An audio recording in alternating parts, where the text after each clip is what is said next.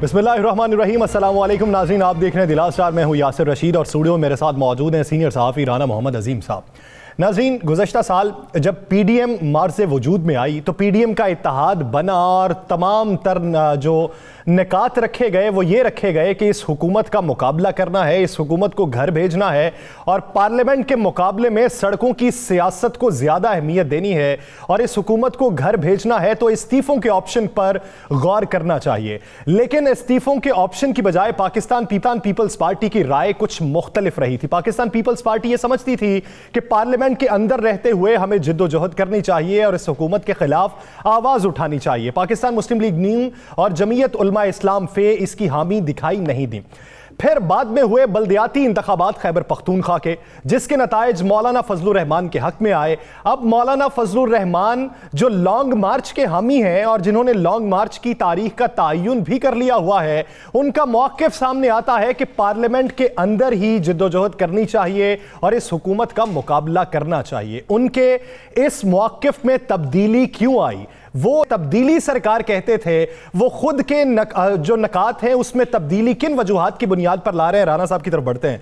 राना साहब, क्या हिस्सा मिल गया इस वजह से अपने एजेंडे में तब्दीली लाई गई या फिर इसके पसे पर्दा आपको हकायक कुछ और दिखाई देते हैं? बिस्मिल्लाहिर्रहमानिर्रहीम, अस्सलातु वस्सलामु अलैका या सय्यदी या रसूलल्लाह, अस्सलातु वस्सलामु अलैका या सय्यदी या हबीबल्लाह। या सर याद करें, मैंने जिस दिन KPK के रिज़ल्ट आए तो मौलाना साहब ने उस दिन भी एक प्रेस कॉन्फ्रेंस की, तो मुझे बहुत से लोगों ने कहा कि आज मौलाना साहब किसी पे नहीं बरसे, किसी इलेक्शन को धांधली ज़दा करार नहीं दिया, किसी जगह इंतज़ामिया की खुल के मुदाखलत का बात नहीं की। तो मैंने उस दिन भी कहा था कि मौलाना साहब को मौलाना साहब का हिस्सा मिल गया, और जब जिसको हिस्सा मिल जाता है तो फिर उसके लिए सब ठीक होता है। ये ना मुआशरा ऐसा है कि अगर आप को कमाई मिलती हो ना तो आप अपने घर के बाहर बड़ा सा लिख के लगा देते हैं हाज़ा मिन फजले रब्बी, और जिसको ना मिलती हो वो लिख देता राशियो वाल मुर्तशी के लामा फिन्ना। तो ये एक सियासत में भी ना, मैं नहीं कह रहा रिश्वत है, सियासत में भी इसी तरह चलता है। तो भाई बात बड़ी सिंपल सी है यासिर साहब, मैंने उस दिन भी कहा था और ये रिकॉर्ड पे है और मैं आज भी कह रहा हूँ कि मौलाना साहब जो हैं अब तहरीक को उस तरह नहीं चलाएंगे कि जिससे सिस्टम सारा समेटा जाए, जिससे सारा सिस्टम बंद हो जाए। नहीं होगा। बहुत से लोगों को हर शख्स जो है वो किसी ना किसी तरीके से किसी ना किसी जगह पे अपने ताई कोई ना कोई कोशिश कर रहा था, जिसके हवाले से कई आपको पता है बहुत से लोग भी कह चुके थे कि बल्कि जाजुलक ने, आपको याद होगा हमारे प्रोग्राम में कहा था कि सब शख्स लाइनों में लगे हुए हैं, अब किसकी लाइन जल्दी उसकी बारी आ जाती है वो इस इंतज़ार में है।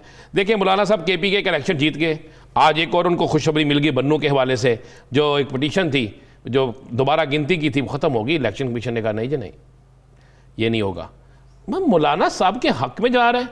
भाई मौलाना साहब KPK में जहाँ पे वो जीते थे वो जीते हैं। अब वो ये नहीं कह सकते कि इलेक्शन कमीशन, RO सिस्टम, फला सिस्टम, किसी को बुरा नहीं कह सकते। और मौलाना साहब देखें, सारा हम सुन के थक गए, यू टर्न। तो ये क्या है? ये असम्बली हराम थी, इस पार्लियामेंट को हम नहीं मानते, इस पार्लियामेंट में जाना उससे बेहतर है सड़कों पे रहे।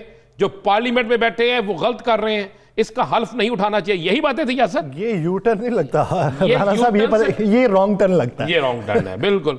अब उसी पार्लियामेंट के अंदर अगर पार्लियामानी तरीके से, अगर आईनी तरीके से जंग ले ली जाए और तब्दीली लाई जाए तो ठीक है। ये कहां से सोच आई? बात यह है कि भैया सिस्टम तो सबका है ना, सबका सिस्टम जो होता है ना वो किसी ना किसी तरीके से चलता है। तो कोई मिस कॉल पे होता है तो किसी का सॉफ्टवेयर बड़े अच्छे तरीके से ठीक हो जाता है। समझते हैं पार्लियामेंट के अंदर ये तमाम अपोजिशन जमातें पाकिस्तान पीपल्स पार्टी की तकलीद करेंगी? हाँ, ये बड़ा एक सवाल है। ये तो मौलाना साहब के किसी से पूछेंगे, उनके नुमाइंदे से, कि तर्जमान से पूछेंगे। आज हमारे साथ प्रोग्राम में हैं भी वो, कि भाई ये क्या हो गया? पीपल्स पार्टी कहती थी इस्तीफे ना दो, आप कहते थे इस्तीफे देने हैं। मुस्लिम लीग नून कहती थी इस्तीफे देने हैं, अब आप भी कहते हैं नहीं, असम्बली के अंदर जंग लड़नी है। अब मैं आपको बता दूं यासर अंदर की बात, एक तो हिस्सा मिल गया, हिस्सा मिलने के बाद अब मौलाना साहब उस तहरीक को भी उस तरह नहीं चला सकेंगे जिस तहरीक को चलाया जाता था। नहीं, आप क्या समझते हैं, लॉन्ग मार्च नहीं होगा? लॉन्ग मार्च होगा, लॉन्ग मार्च जितना ही होगा, वो सारा कुछ होगा, क्राउड भी होगा, तकरीरें भी होंगी, जलसा भी होगा, फिर वापस हम पार्लियामेंट पे छोड़ते हैं, ये लफ्ज़ होगा। पार्लियामेंट के अंदर तब्दीली लाएंगे, हमारे साथ बहुत बड़ी तादाद मौजूद है, फला फला।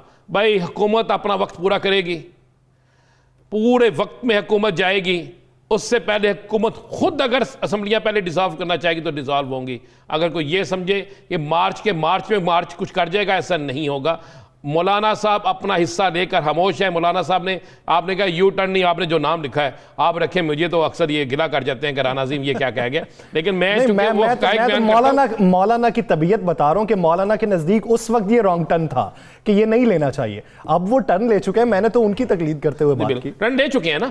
अब ये असम्बलियां हलाल किस तरह हो गई, अब ये पार्लियामेंट हलाल किस तरह होगी, मुझे ये इसलिए हलाल होगी, फिर मैं कह रहा हूं कि मजाज में नरमी आ गई, इसलिए कि इक़्तिदार का कुछ हिस्सा किसी ना किसी तरीके से मिल गया, और मजाज में नरमी आ गई, मामलात में नरमी आ गई। वो पार्लियामेंट जिससे बाहर थे, आज वो पार्लियामेंट उस वक्त बुरी लगती थी, आज वो पार्लियामेंट ठीक लगना शुरू हो गई।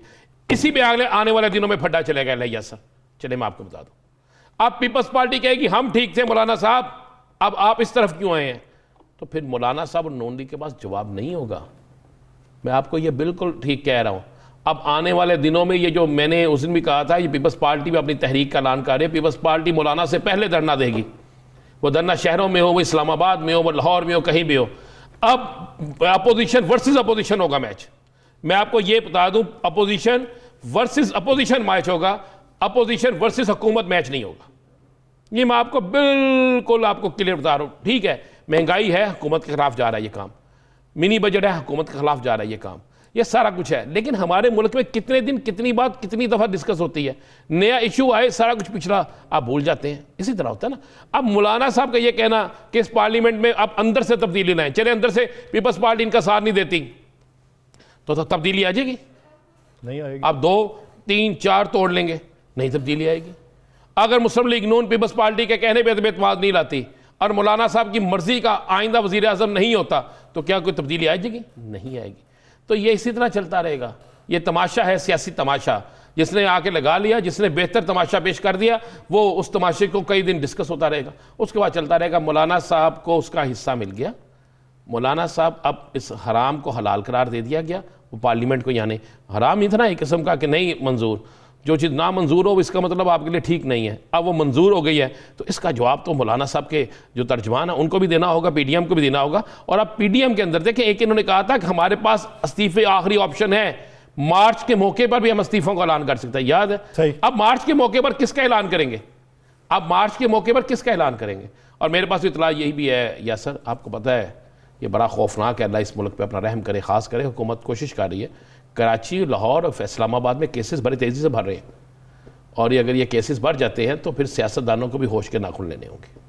ये तो देखते हैं कि अल्फाज में जो गर्मी थी वो मौसम की वजह से थी, और अल्फाज में जो इस वक्त ठंड पड़ चुकी है, यानी सीने में जो ठंड पड़ चुकी है, ये मौसम में ठंड की वजह से है। तो फिर देखते हैं कि आने वाले दिनों में गर्मी मजीद बढ़ती है या ठंडी पड़ी रहती है। नाज़रीन, हुकूमत इक़दामात पे बात करेंगे और अपोजिशन के तहफ़्फ़ुज़ात पे बात करेंगे। एक ब्रेक के बाद हमें ज्वाइन करेंगे वज़ीर ममलिकत बराए इत्तलात व नशरियात फ़ारूक हबीब साहब। कहीं नहीं जाएगा, stay with us.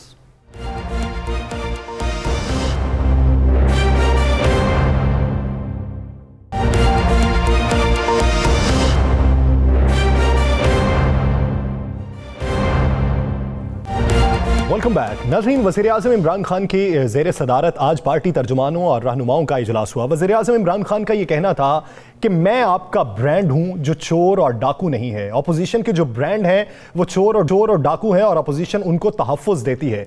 Mini budget के हवाले से उनका ये कहना था कि 2 अरब के टैक्सेस की जो इस वक्त गूंज सुनाई देती है, इसमें लोगों में जो इबहाम है उसको दूर किया जाए। आइंदा की हिकमत अमली पर भी बात की गई।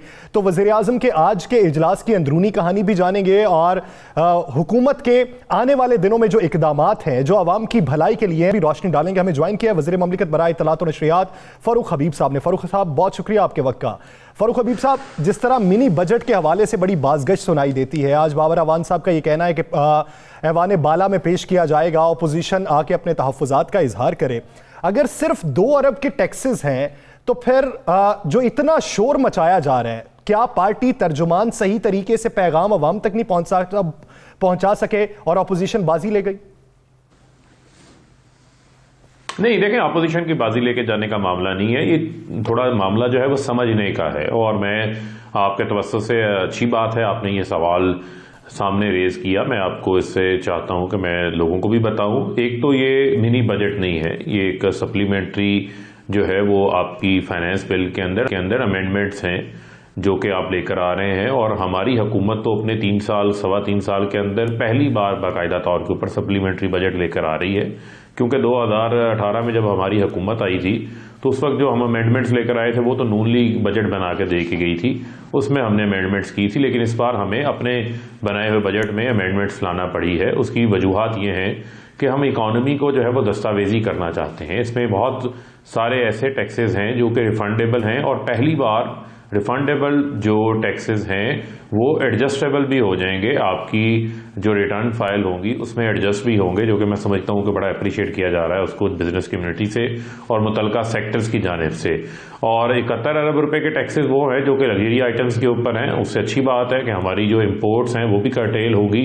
2 अरब रुपए के वो टैक्सेस हैं जिससे मैं समझता हूं कि आम आदमी के ऊपर जो है वो लगेंगे। तो मैं नहीं समझता कि वो इतने बड़े कोई टैक्सेस हैं। बुनियादी तौर के ऊपर तो जो है वो हम अपनी मैशियत को जो है वो वज़ीर आज़म साहब ने दुरुस्त सिमत की तरफ ले गए हैं। हमारी जो एक्सपोर्ट्स हैं उसमें पहले 6 माह में पाकिस्तान की तारीख में सबसे ज़्यादा 25% इजाफा हुआ है, जो कि $15.25 अरब के ऊपर जो है वो पहुंच चुकी है। एक्सपोर्ट्स में इजाफे का रुझान ऐसे ही रहा तो इंशाल्लाह ये तारीखी $30 अरब का जो है हदफ $30 अरब से भी ज़ायद होंगी। हमारी टैक्स कलेक्शन जो है वो 32% जो है वो ज़्यादा है। हमने टारगेट 2600 अरब था, हमने 2950 अरब जो है वो जमा किया। इसी तरीके से आप देखें कि हमारी ऑटोमोबाइल सेक्टर की सेल देख लें, सीमेंट की सेल देख लें, ऑयल सेक्टर की सेल्स देख लें, कॉटन की पैदावार देख लें, चावल की पैदावार, मकई की पैदावार, गन्ने की पैदावार, ज़रूरी सेक्टर के अंदर भी आपको इजाफा नज़र आता है, इंडस्ट्रियल सेक्टर में इजाफा नज़र आता है। 70,000 नई कंपनियां हमारे दौर में रजिस्टर्ड होती हैं।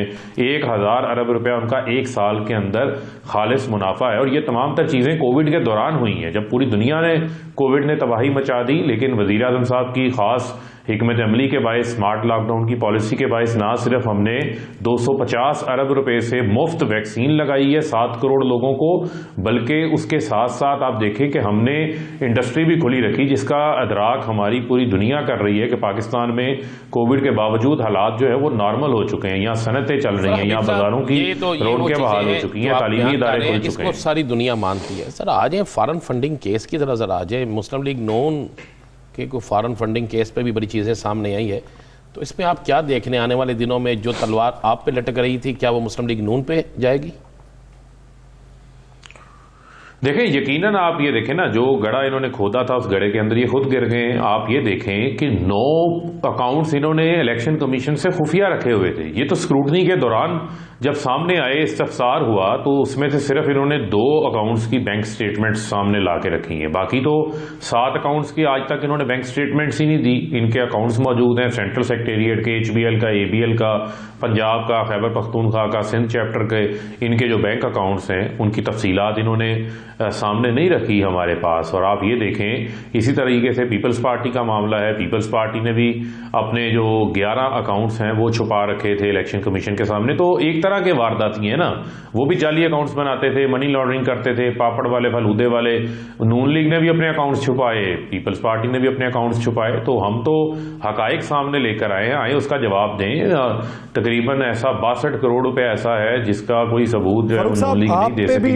यही लगता है आप उन पे भी इल्जाम यही लगाते हैं। क्या उम्मीद है कि पाकिस्तान तहरीक इंसाफ के मौजूदा दौरे हुकूमत में इन तमाम केसेस का फैसला हो जाएगा? देखें, ये तो मैंने इलेक्शन कमीशन से आज खुद भी इस्तदा की है कि ये तीनों केसेस जो है वो आइडेंटिकल हैं, एक ही नौयत के हैं। और ये सुप्रीम कोर्ट का फैसला था जिसकी फैसले की रोशनी में उन्होंने हदायत दी थी कि आप तमाम पॉलिटिकल पार्टीज़ के कानून के मुताबिक विदाउट एनी डिस्क्रिमिनेशन जो है वो आप इनकी जांच पड़ताल करें, जिसके तहत स्क्रूटनी कमेटियां बनी। वही स्क्रूटनी कमेटी जिसने PTI के केसेस को देखा है, वही PMLN और पीपल्स पार्टी के केसेस को भी देख रही है। तो इलेक्शन कमीशन तीनों जमातों के जो स्क्रूटनाइज अकाउंट्स हैं उनको सामने रख ले और उसके ऊपर जो है वो हेयरिंग स्टार्ट कर ले। हम तो शफाफियत के ऊपर यकीन रखते हैं। हम तो ये चाहते हैं कि जो पार्टी के अकाउंट्स हैं वो भी साफ शफाफ होने चाहिए, और हमें तो इसमें किसी किस्म का कोई हर्ज ही नहीं है, क्योंकि वज़ीर-ए-आज़म इमरान खान साहब वो हैं जो कि पेइंग मेंबरशिप लेकर आए थे। बैरून मुल्क पाकिस्तानी जो ओवरसीज़ पाकिस्तानी हैं वो PTI के पेइंग मेंबर्स हैं। 40,000 डोनर्स का हमने रिकॉर्ड जमा करवाया है। हमारे यहाँ किसी किस्म के कोई इंटरेस्ट ग्रुप से पैसे जो है वो नहीं लिए। फ़ारूक हबीब साहब, आज आपके बड़े प्यारे दोस्त, आपके अपोजिशन में आपकी सबसे ज़्यादा मुखालफत करने वाले मौलाना फजल रहमान ने आपकी असम्बली को हलाल करार दे दिया। वो कहते हैं असम्बली के अंदर तब्दीली लाई। ये क्या हुआ? कोई अंदर से आपकी कोई मामला तय हो गए हैं मौलाना साहब को, या आपने KPK में कुछ देख के उन्हें राज़ी कर लिया है? देखें अब आप ये देखें कि फजल रहमान साहब ने जो है वो असम्बलियों को हलाल करार दे दिया, जिन असम्बलियों को वो कहते थे कि ये लेजिटिमेट ही नहीं है। लेकिन खैर आपको याद होगा कि वो नज़रिया ज़रूरत के ऊपर काम करते हैं, और उनके आज बयान कुछ होता है, कल को कुछ होता है, पल में तोला पल में माशा वाली सूरत हाल है। लिहाजा अच्छी बात है अगर असम्बलियाँ आज उन्हें हलाल लग रही हैं, वो क्योंकि ज़ाहिर बात है कि उनके अपने साहिबजादे ने उनको लगता है कन्विंस कर लिया है। उन्होंने उनकी तो बात नहीं मानी थी, उनके कहने पर इस्तीफ़ा नहीं दिया, तो उन्होंने हो सकता है कहा हो कि मेरे जो साहिबजादे हैं उन्हीं नहीं, वो है या KPK में जो हिस्सा मिल गया वो बात है। देखिए, बुनियादी तौर के ऊपर तो हम तो ये कहते हैं कि जो पाकिस्तान का पॉलिटिकल लैंडस्केप है, इस लैंडस्केप के अंदर जो जमहूरी प्रोसेस है उसको आगे चलना चाहिए, और उसमें मैं समझता हूँ कि जिसको अवाम सामने लेकर आए उसको सबको नताइज को कबूल करना चाहिए। यही वजह है कि हम इलेक्ट्रॉनिक वोटिंग मशीन्स लेकर आ रहे हैं, बैरून मुल्क पाकिस्तानियों को वोटिंग राइट दे रहे हैं। यही वजह है, और तो कोई वजह नहीं है ना। साफ और शफाफ इंतखाबात की बुनियाद रखना चाहते हैं। अब ये काम नहीं हो सकता कि जहाँ फजल रहमान हार जाएं वहाँ पर वो कहें धांधली हो गई है, वहाँ पर किसी ने मुदाखलत कर दी है, जहाँ जीत जाएं वहाँ उनको न्यूट्रल मामला नज़र आना शुरू हो जाता है। तो उनको अपनी, मैं समझता हूँ कि सियासी पुख्तगी का मुजाहरा जो है वो उन्हें करना चाहिए, जिससे मैं समझता हूँ कि उनके लिए भी बेहतर है, उनकी सियासत के लिए भी बेहतर है। फ़ारूक हबीब साहब, आज FBR की जानिब से एक टैक्सेस की रिपोर्ट जारी हुई कि अरकान असम्बली ने 2019 के अंदर कितना टैक्स अदा किया। वज़ीर-ए-आज़म इमरान खान साहब का मौक़िफ़ ये है कि मेरा घर जो है वो मेरी तनख्वाह से नहीं चलता, गुजारा नहीं हो सकता। पिछले साल की निस्बत 2018 की निस्बत इस साल देखें तो तकरीबन 35 गुना उनकी आमदन में इजाफा हुआ। 98 लाख के करीब उन्होंने टैक्स अदा किया। वज़ीर आला उस्मान बुज़दार साहब की बात करें तो 2000 रुपए उन्होंने टैक्स अदा किया है। तो इस पर बातें हो रही हैं कि आमदन किसी की इतनी बढ़ गई है कि इतना टैक्स अदा हुआ, और किसी की इतनी कम हो गई कि 2000 टैक्स। देखिए, पहले तो जो खुशाइंद बात है आपको ये अप्रिशिएट करना चाहिए कि काबीना ने ही इस टैक्स डायरेक्टरी की अप्रूवल दी है कि आप इसको पब्लिक करें। पार्लियामेंटेरियंस को रोल मॉडल होना चाहिए, पता चले, शफाफियत हो, मालूम पड़े किसने कितना टैक्स दिया, लिहाजा इसकी डायरेक्टरी जो है वो जारी करनी चाहिए। अदरवाइज़ तो गोशवारे भी जमा होते हैं और FBR में तमाम लोग अपना रिकॉर्ड भी जमा करवाते हैं। तो ये डायरेक्टरी पब्लिश हुई है 2019 के हवाले से जो टैक्स था, तो ये गालिबन जो माली साल 2018-2019 की टैक्स रिटर्न्स हैं, ये उसका डेटा जो है वो जारी किया गया है। हो सकता है इसमें जब ये इंतखाबात नए नए हुए थे उस हवाले से, तो अच्छी बात है। अगर टैक्स कम दें तो कहते हैं बहुत कम दिया है, अगर टैक्स ज़्यादा दिया है तो फिर कहते हैं आमदन में इजाफा हुआ। तो जब आमदन में इजाफा होता है तो वो सोर्सेज भी डिक्लेयर किए जाते हैं, तो वो उन्होंने अपनी रिटर्न में यकीनन जो है वो डिक्लेयर किए हुए हैं और टैक्स भी दिया है। तो इसका मतलब ये है कि वज़ीर-ए-आज़म साहब तो खुद लीड कर रहे हैं, कोई ना कोई नई तारीख दे इजाजत दे रहे हैं। नहीं, देखें, बुनियादी तौर के ऊपर अभी तो हमसे कोई इन्होंने राब्ता नहीं किया। जब मार्च का मामला आएगा उस वक्त देखेंगे कि ये किस किस्म का मार्च है, क्या मार्च है। मुझे तो लगता है उससे पहले इनका क्विक मार्च हो जाएगा। क्विक मार्च हो जाएगा। अब फ़ारूक हबीब साहब, एक शॉर्ट कमेंट, यानी आपकी राय चाहिए। खैबर पख्तूनख्वा असम्बली में आज एक करारदाद पेश की गई हिज़्ब इख्तलाफ की तरफ से कि फ्यूल प्राइस एडजस्टमेंट का जो सरचार्ज है वो खैबर पख्तूनख्वा में ख़त्म किया जाए, क्योंकि पानी यहाँ से निकलता है और पानी से बिजली हम इस्तेमाल करते हैं, तो फ्यूल प्राइस एडजस्टमेंट जो है हम पे लागू नहीं होते। वो आपके भी जो अराकीन हैं उन्होंने हिमायत की, बिल पास हो गया। क्या समझते हैं ये जो रिवायत है अगर दीगर सूबों में पनपने लगी तो ये किस हद तक खतरनाक होगी? नहीं, देखें, बात यह है, ये तो मुल्क जो है वो फेडरेशन है और ये वफाकी मामला है। बुनियादी तौर की इशू ये है कि जो उस वक्त के महंगे LNG के प्लांट्स लगाए गए हैं, जो महंगे इंपोर्टेड फ्यूल के प्लांट्स लगाए गए हैं, जब मुल्क में किसी ने तरबेला डैम के बाद कोई डैम ही नहीं बनाए, अब इमरान खान 10 डैम बना रहे हैं, मोमन डैम, दिया मीर बादशाह डैम, दासू डैम, जिससे इंशाल्लाह 10,000 मेगावाट बिजली सिस्टम में आएगी। जब वो सिस्टम में आ जाएगी तो सस्ती बिजली भी हम फराहम करेंगे पाकिस्तान की आवाम को। लेकिन मौजूदा तौर के ऊपर तो हमें जो महंगे कारखाने हैं, जो कैपेसिटी पेमेंट्स हैं जो 1300 अरब हो जाएंगी 2023 तक, वो अदा करने हैं। ये फंदा नवाज शरीफ पाकिस्तान की आवाम में गले के पे लगा के गए हुए हैं। हम तो बड़ी कोशिश कर रहे हैं। ऑपोजिशन ने फंदा आवाम के गले में डाला है। हुकूमत इस वक्त पूरी कोशिश है कि आवाम की फलाह बहबूद के लिए बेहतर फैसले किए जाएं और आवाम को कुछ सहूलियात दी जाएं। बहुत शुक्रिया फारूक हबीब साहब इस हवाले से अपना वक्त देने के लिए। नाज़रीन, ऑपोजिशन के इकदामात और ऑपोजिशन कार्यों पर बात करेंगे एक शॉर्ट ब्रेक के बाद। कहीं नहीं जाएगा, स्टे विद अस।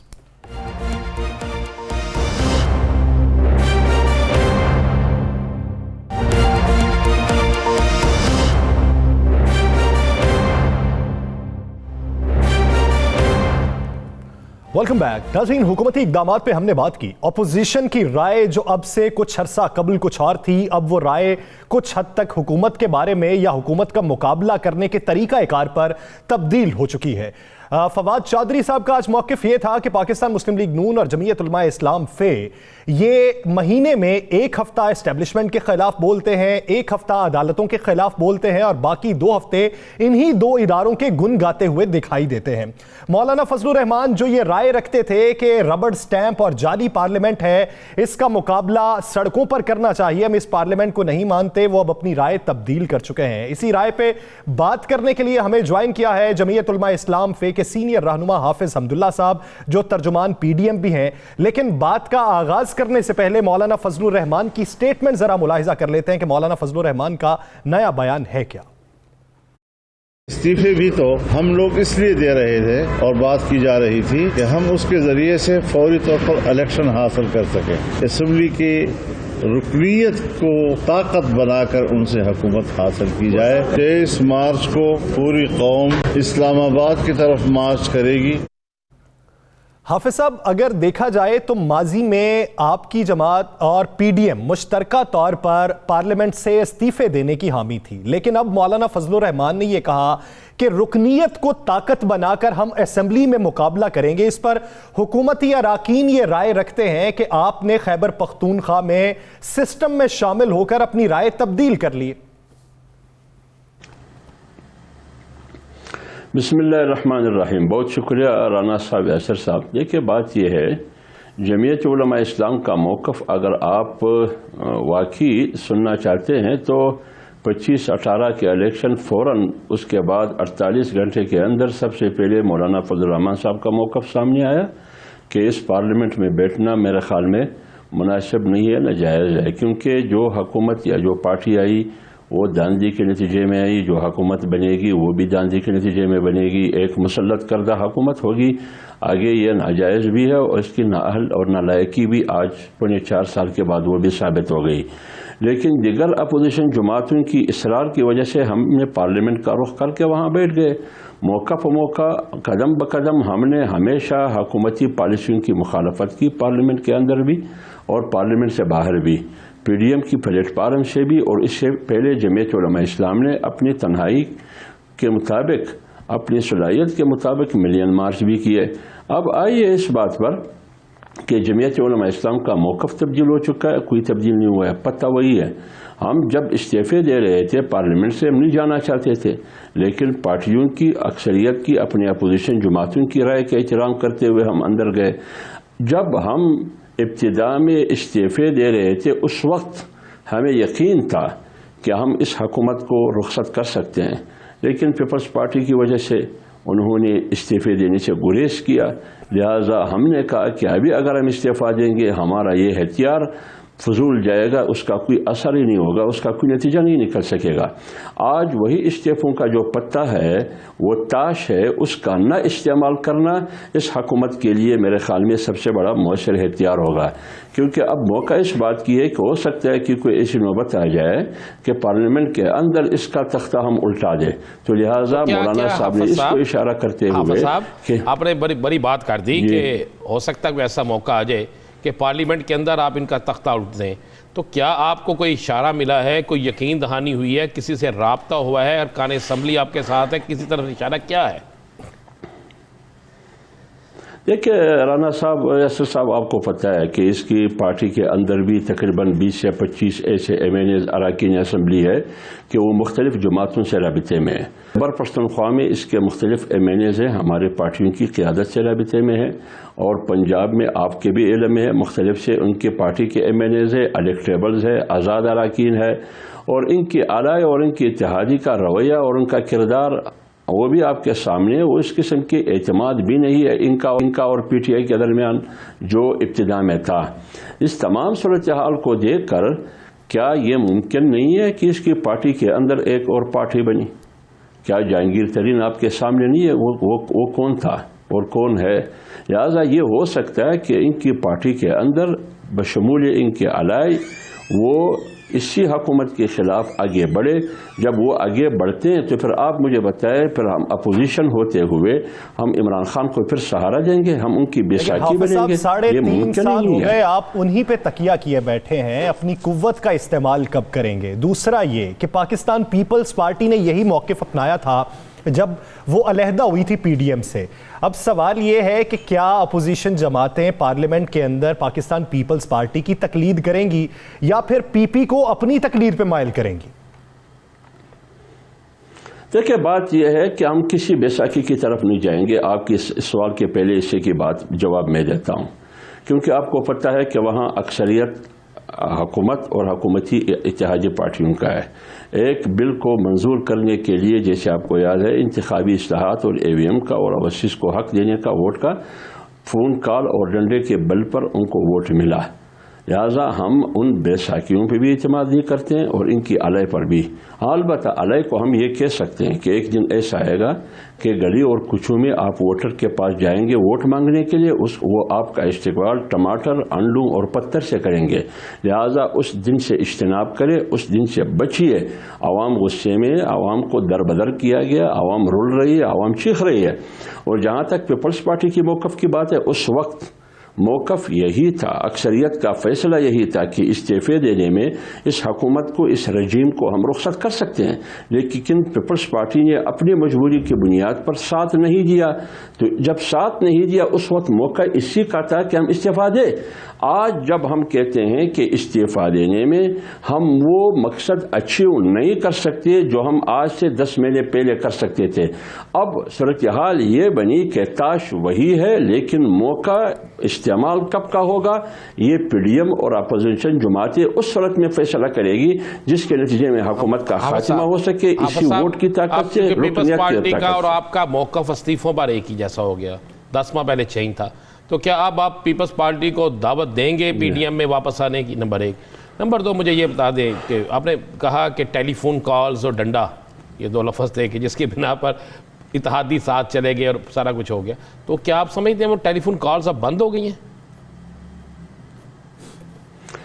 जहाँ तक पीपल्स पार्टी को दावत देने की बात है, हमारे दरवाजे, PDM के दरवाजे पीपल्स पार्टी के लिए खुले हैं। अगर पीपल्स पार्टी आना चाहती है PDM का हिस्सा बनने के लिए, तो वो एक वजाहत हमने मांगी थी। ये PDM की क़ियादत मौलाना फजल रहमान साहब और दीगर पार्टियां फैसला करेगी कि उस बारे में पीपल्स पार्टी के साथ क्या बात होगी। लिहाजा क़ियादत PDM की जो भी फैसला करेगी, PDM को, पीपल्स पार्टी को PDM का हिस्सा बनने के लिए मेरे ख्याल में फैसला वो करेंगे, क्योंकि तमाम जो पॉइंट्स है, जो हुकूमत के खिलाफ कॉमन पॉइंट्स, आइन की अमलदारी हो, पार्लियामेंट की सुप्रीमेसी हो, जीली मैंडेट हो, इन तमाम उमूर में हमारा मौक़िफ़ और पीपल्स पार्टी का एक ही है। और पार्लियामेंट के अंदर एक अपोजिशन लीडर की क़ियादत में तमाम पार्टियां उनके खिलाफ लड़ रही है।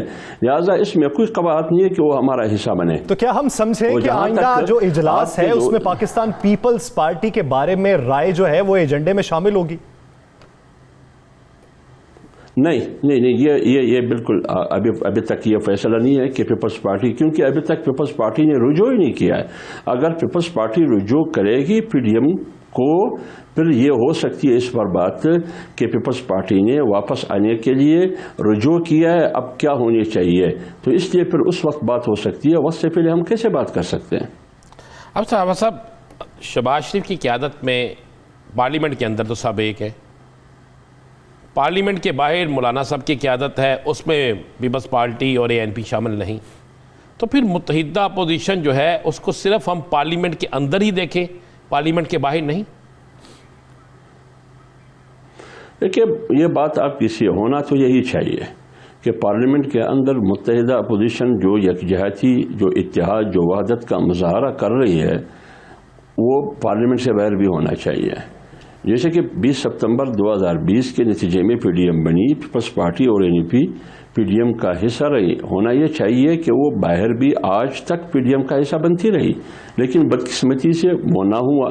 वो दोनों पार्टियां पीडीएम की प्लेटफार्म से अलग हो गई। ये सवाल, ये जवाब ये वो दे सकता है कि वो क्यों अलग हो गई। जब ये बात आती है ना, तो उसके बाद तासुर कुछ तब्दील हो जाता है। जैसे कि मौलाना साहब अब ये मानते हैं कि रुकनियत की ताकत से मुकाबला करेंगे, तो इसका मतलब पार्लियामेंट को मान लिया गया, पार्लियामेंट के अंदर की सियासत, पीडीएम की सियासत होनी चाहिए। लेकिन आप पीपल्स पार्टी के बारे में अभी मौकिफ तब्दील रखते हैं, तो ऐसे लगता है कि पीडीएम पार्लियामेंट से बाला है। नहीं, देखिए, पीडीएम, मैंने आपको कहा कि पीडीएम के अंदर शामिल जो जमातें हैं उसके पास जो मैंडेट है, मैं ये समझता हूं कि आवाम की हकीकी मैंडेट है। और जहां तक पीटीआई के पास मैंडेट है वो जेली मैंडेट है। लिहाजा बनिस्बत जेली मैंडेट के पीडीएम उस पार्टी से बिल्कुल बाला भी है और मुअस्सर आवाज़ भी है और आवाम की आवाज़ भी बन चुकी है और आवाम उस पर एतमाद भी करती है। जैसे कि खैबर पख्तूनख्वा के इंतखाबात में उन्होंने जमीयत उलमा इस्लाम जो पीडीएम की क़ियादत कर रही है मौलाना साहब, उस पर एतमाद की। ये इस बात का सबूत है कि आवाम की आवाज़ आज पीडीएम और जमीयत उलमा इस्लाम और मौलाना साहब है। ये एक समझ लें कि पीडीएम जो है, जो हुकूमत के खिलाफ तहरीक चला रही है, वो हुकूमत के खिलाफ तहरीक या हुकूमत का खात्मा नहीं, हुकूमत के खात्मे के लिए पार्लियामेंट का फ्लोर है वही इस्तेमाल होगा। ऐसा ही है? नहीं, नो, बात यह है कि एहतियार है मेरे पास, आज है एहतियार, पार्लियामेंट का एहतियार भी है, चारों सूबों में भी और असम्बली में भी, सेनेट में भी। इस एहतियार को आज का तकाजा ये है, आज का तकाजा ये है कि ये एहतियार हम इस्तेमाल करें। हाँ, आज से 10 महीने पहले हालात कुछ और थे। आपको मालूम है कि सियासत के फैसले हालात के तकाज़ों के मुताबिक होती है। 10 माह बाद क्या अगर हालात चेंज हो जाते हैं तो फिर पता, मैं आपको एक बात और भी कहूँ, एक बात और कहता हूँ कि बुनियादी तौर पर इस्तीफों का ऑप्शन आज भी मौजूद है, लेकिन इस्तीफों का ऑप्शन एक तरफ, रुकनियत बरकरार रखना, रुकनियत की ताकत को इस्तेमाल करना ये दूसरी तरफ। इन दो में से आप किसको तरजीह देंगे, ये हालात पे मुनहसर है। अगर हालात का तकाजा ये है कि इस्तीफ़ा, हम इस्तीफ़ा देंगे। अगर हालात का तकाजा ये हो कि रुकनियत की ताकत से तब्दीली और इसकी रुखसती, हमारा मकसद ये है कि हुकूमत की रुखसती हो। अगर रुकनियत की ताकत से ख़त्म हो जाती है तो हमारा मकसद पूरा हो जाता है, अगर उससे नहीं तो फिर हम इस्तीफ़ा देंगे। हालात का तकाजा जो भी हुआ उसी के मुताबिक मिन्नोअन अमल किया जाएगा और उसी के मुताबिक पीडीएम अपना रास्ता तलाश करेगी। बहुत शुक्रिया हाफिज हमदुल्ला साहब इस हवाले से अपना वक्त देने के लिए। नाज़रीन, दीगर सिलसिलेनामे पे बात करेंगे एक शॉर्ट ब्रेक के बाद, कहीं नहीं जाइएगा, स्टे विद अस।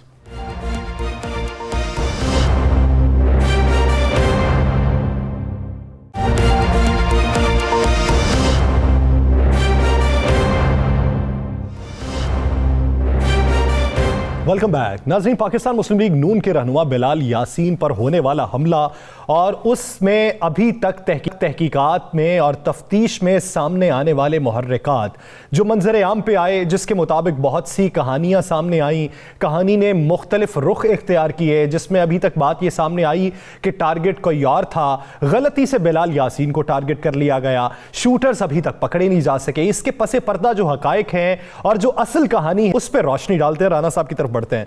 राना साहब, बात ये हो रही है कि हाजी लियाकत को टारगेट किया जाना था, लेकिन गलती से बिलाल यासीन साहब टारगेट हो गए। शूटर्स पकड़ने के हवाले से अभी तक जो बातें मंजर आम पे आई कि किसी ने असलहा फराहम किया, वो पकड़ा गया, सहूलतकार हाथ में है, शूटर हाथ में नहीं है, किसने कहा, कब कहा, क्यों कहा, ये बातें अभी तक खुल के सामने नहीं आ सकी। आप रोशनी डालें इस पर। या सर, मैं आपको, चूँकि मैं भी सुबह से देख रहा था, मुख्तलिफ टीवी चैनल्स पे मुख्तलिफ चीज़ें चल रही थी, मुख्तलिफ लोगों की तस्वीर चल रही थी, मुख्तलिफ कहानियाँ चल रही थी और कहा जा रहा था कि टारगेट बिलाल यासीन नहीं है। अच्छा, अगर आप फुटेज देखें तो मेरे पास जो इतलात है कि टारगेट बिलाल यासीन ही थे, जो मेरे पास इतलात है। और दूसरा इतलात यह है कि जो दूसरे बंदे जिनका नाम लिया जा रहा है वो कुछ फासले, एक होता है ना, बिल्कुल साथ नहीं खड़े, वो काफ़ी फासले पे खड़े हैं। अब आपको एक तस्वीर दिखाई जाती है शूटर को, उसे कहा जाता है फला बंदे को मारना है। अब वो शूटर उस बंदे के साथ खड़े बंदे को तो टारगेट कर सकता है, गलती से, लेकिन ये आप कहें कि बहुत दूर खड़ा शख्स जो है, कुछ फासले पे खड़ा शख्स और उसी को टारगेट करना, ये मुमकिन नहीं है। मैंने जो क्राइम हिस्ट्री देखी है, जो क्राइम सीन्स देखे हैं, अब यासर आपको बताता हूँ था क्या। एक तो पहली दफ़ा पुलिस ने हुकूमत को बचा लिया, मैं अब आपको कुछ और मुहरक़ात की तरफ भी लेके, पहली दफ़ा पुलिस ने हुकूमत को बचा लिया, नहीं तो हुकूमत हमेशा पुलिस को बचाती है। 31 तारीख हैप्पी न्यू ईयर की रात थी, बड़ा थ्रेड्स कॉल भी थी और लाहौर में बड़ा हंगामा रही, बड़ा कुछ होने के इम्कानात भी थे। उसी दिन ये वाक़या हो जाता है, हैप्पी न्यू ईयर की रात भी हो जाता है ना वाक़या ये। जी। आपको पता है कि 29 तारीख को ये पिस्टल खरीद लिए जाते हैं नीला गुंबद से, 29 तारीख को, 29 दिसंबर को ये पिस्टल लिए जाते हैं, ये किसी जगह पे नहीं है। 31 दिसंबर को ये वाक़या हो जाता है, नीला गुंबद से लिए गए, 31 दिसंबर को ये वाक़या हो गया। अब वाक़ये के बाद असल महत्वपूर्ण चीज़ें ये थी कि इसमें 4 ऐसे गिरोह इस्तेमाल हुए। चले मैं आपको, पुलिस ने तो कल बताना, ये परसों बताना है, मैं आपको बता देता हूँ। इसमें लाहौर का एक बहुत बड़ा नाम है जिस पे पुलिस को 99% शक है, जो उसी हल्के में रहता है। पुलिस का कहना है कि उसका इतना असर और सूख है कि जिसकी इंतहा कोई नहीं है और उस पर मुकदमात भी काफ़ी हैं। दूसरा, ये जो एक जिसके सुबह से ढूंढ रहे हैं, एक जिसका नाम गर्मा, ये बेसिक मिनी राउंड इसका काम करता था, मनी एक्सचेंज का काम करता था, और ये बाकायदा लाहौर का सबसे बड़ा शूटर मुहैया करने वाला शख्स है। शूटर लाहौर में सीएए के मुताबिक 4 गैंग ऐसे मौजूद हैं जिनके पास सैकड़ों शूटर हैं, सैकड़ों, जो अपनी लाहौर में इजारादारी के लिए सियासी जमातों के हाथों, मुख्तलिफ लोगों के हाथों इस्तेमाल भी होते हैं, उन्हें इस्तेमाल भी करते हैं और अपने शूटर्स के जरिए लाहौर शहर के अंदर बेइंतहा कत्ल गारत करते हैं। ये भी उसी की कड़ी थी। अब कड़ी क्या थी कि हैप्पी न्यू ईयर की रात है, बलाल यासीन पर फायर होंगे, बलाल यासीन उसमें ज़ख्मी होगा, उसके बाद मुस्लिम लीग नून भी एहतजाज करेगी, पूरा माहौल बनेगा, पुलिस एक तरफ लाहौर शहर में हैप्पी न्यू ईयर, दूसरी तरफ बलाल यासीन, ऐसा हालात हो जाएंगे कि बुरा हाल हो जाएगा। दूसरी तरफ क्या होता है, बलाल यासीन के वाक़ये की फौरी बाद मुस्लिम लीग नून की तरफ से ट्वीट्स आने शुरू हो जाते हैं।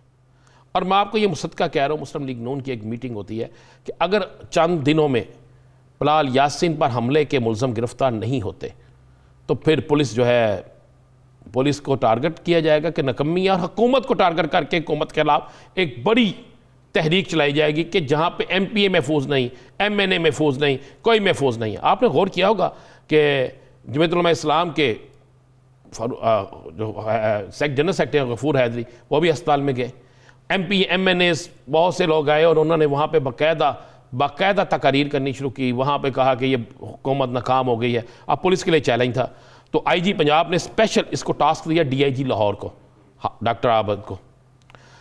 अब DIG लाहौर को इसका टारगेट दिया, DIG ऑपरेशन लाहौर को दिया जाता है, आसम इफ्तिखार को दिया जाता है, SP CIA को, और DSP मियाँ शफकत को ये टारगेट दिया जाता है सही कि आपने ये करना है। अब ये 99% जो है ये मुल्ज़मान तक पहुँच गए हैं। डॉक्टर आबद भी दिन रात लगे रहे, DIG operation, happy new year भी निकाला, ये भी देखा, आसम इफ्तिखार जो SP CIA हैं उन्होंने भी मेहनत की, और मियाँ शफकत, मैं आपको बता दूं, अभी कह रहे हैं 6 टीमें नहीं 20 टीमें काम कर रही हैं, मियाँ शफकत वो पकड़ चुके हैं मुल्ज़म, 99% मुल्ज़मान तक पहुंच चुके हैं, बाकी 1% जो है वो एक आधे दिन में सारा मामला हो जाना है। आसम इफ्तिखार, मियाँ शफकत इस पर काम करते हैं, डॉक्टर आबिद जो है वो साथ इसको मॉनिटरिंग करते हैं, IG रोज़ाना पूछ रहे हैं। अब पुलिस ने मुल्ज़मान को सामने ला के, सारी चीज़ें सामने लाकर हुकूमत को बचा लिया एक बड़ी तहरीक के हवाले से, जो हुकूमत के खिलाफ नून लीग ने चलानी थी, जो कि बलाल यासीन आपको पता शरीफ खानदान से तल्लक रखता है, बड़ा गरीबी था, और यार हुकूमत के खिलाफ चलने वाली तहरीक को पुलिस ने बचा लिया। आखिर में मैं आपको बताता चलूं कि लाहौर का एक साबिक इंस्पेक्टर, लाहौर में एक स्टूडेंट लीडर, और लाहौर का एक बड़ी मारूफ शख्सियत दाता दरबार के पास रहने वाली, उनके पास जाके ताने बाने मिलते हैं। CIA के मुताबिक 4 गैंग हैं जो लाहौर में शूटरों को इस्तेमाल कर रहे हैं और उनके पीछे सियासी जमातें खड़ी हैं। नाज़रीन, ये हकाइक हैं जो आप तक पहुंचे हैं। यही हकाइक आपको कुछ दिनों बाद पुलिस हुक्काम की ज़बानी भी पहुंचेंगे, और फिर देखिएगा कि सदाकत क्या है, पुलिस ने किस तरीके से हुकूमत को बचाया और किस तरीके से एक तहरीक को चलने से रोका गया। द लास्ट स्टार से मुझे और राना अजीम साहब को दीजिए इजाज़त। अपना ख्याल रखिएगा। अल्लाह निगहबान।